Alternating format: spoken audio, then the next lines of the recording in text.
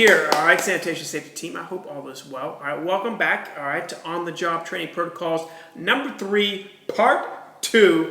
All right, excitement. Yes, it's in the air. You can feel it. All right, it's sense it. All right, the force is strong here. All right, now I want to touch base. I know in part 1 we threw it back to chapter 5 for thermometers. Here in part 2, I throw it back to chapter 4 more and touch base with personal hygiene. I want to circle the wagons one more time because I want to reiterate the importance of personal hygiene. Just to kind of highlight a few areas, maybe turn over the stones, pull back the curtain a little bit, as I say, and shine a brighter light to your hands. This is, again, 1A and 1B, or number 1 in particular, how we contaminate food contact surfaces, the food itself, and more importantly, how we spread viruses, germs. I could go on and on here. This is it. These are the two right here. These are the two culprits. 1A, 1B, or number 1, both of them, whatever you want to say. Now, I'm going to give a brighter light to a couple basic components here.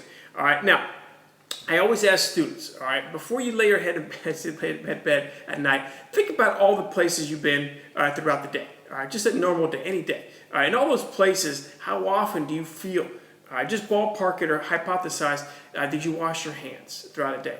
All right, and that's where two leaders sometimes maybe at 9 o'clock, 10 o'clock, or 12 o'clock. All right, if you stop and consider yourself, all right, I've been here, I've done this, I've done that. All right, when is the last time you washed your hands? So again, making sure hands are washed throughout the day consistently.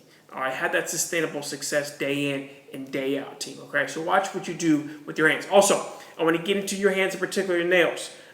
Where's my nail biters out there, okay? Who's my cuticle pickers, all right? Whatever it may be careful with your nails when you put them in what? Your mouth. You got to be cautious there wherever your hand's been. So nail care, all right? Also, all right, who wear basically bracelets? Who wears rings? Who wears watches? All right, when you get into, as always, again, to labs and classes here at Daytona State, especially when you get a professional setting, you're only allowed to wear one single band ring. That's it. All right, I don't care what finger you wear it on, all right, but be mindful. All right, that's all you're allowed to wear. No watches, no bracelets, all right, no rings. All right, outside the single band ring. I don't want to see a bedazzlement on it. I don't want to see it engraved. I want to see it plain Jane single band ring. Our health inspectors walk into a place and they see back of house employees wear basic watches, bracelets, rings. That's a 1 point, 2 point, 3 point, 5 point, 6 point deduction right then and there. All right, it's nothing big, nothing basic major, but still that's 5 or 6 points off your overall score right then and there. It's a simple, basically, to me, way to say to your employees, before you clock in, make sure you check your hand with watches and bracelets. Make sure you put them on again. You can keep them on your person, but be mindful. All right, put them in a pocket, chef coat, back pocket, whatever it may be, but not on your wrist and or your hands, team. All right, also, all right, when you focus in on hands, all right, anybody that has long hair, especially with the ladies, how often do you put your hair behind your ears throughout a day? All right, think about that. All right, also, all right, clothing-wise, no one really thinks about this one, is your belt. All right, belts. Be careful with belts. How often? All right, before and after we use the restrooms, what do we touch with our hands? Our belts. I don't want to get too graphic on what goes on before and after and during the middle of that. But be mindful.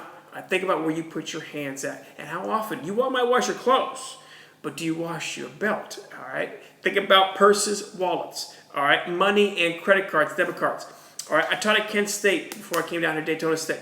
I took a couple of dollar bills over to our crime scene investigation, basically, to me program, all right, CSI, just like the TV show.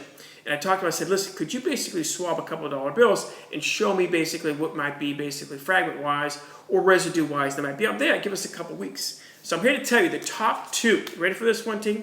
Top 2 basic residues on these dollar bills. Not on these, but be mindful in general. All right, number 2, fecal matter. I don't want to get too graphic. We all know what fecal matter is. All right, number 1, all right, cocaine. All right, believe it or not. So again, dollar bills have significant amount of residue of everything that you could think of. But those are just the top 2 that I want you to know about.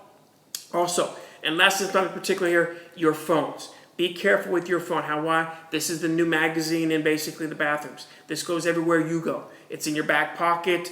Ladies, it's in your purse. It's somewhere on your person throughout your day. You don't go anywhere without this. All right, I've seen basically, to me, everybody on the beach with it. All right, everybody take it here, there, everywhere. All right, so throughout your day, don't just wait till the end to basically swab it out or wash it out. Try to periodically, just as your hands, wash basically your phone down, swab it down as well. All right, so that's kind of a personal hygiene. Throw back to chapter 4. I want to touch base here on on-the-job training protocols, number 3, part 2.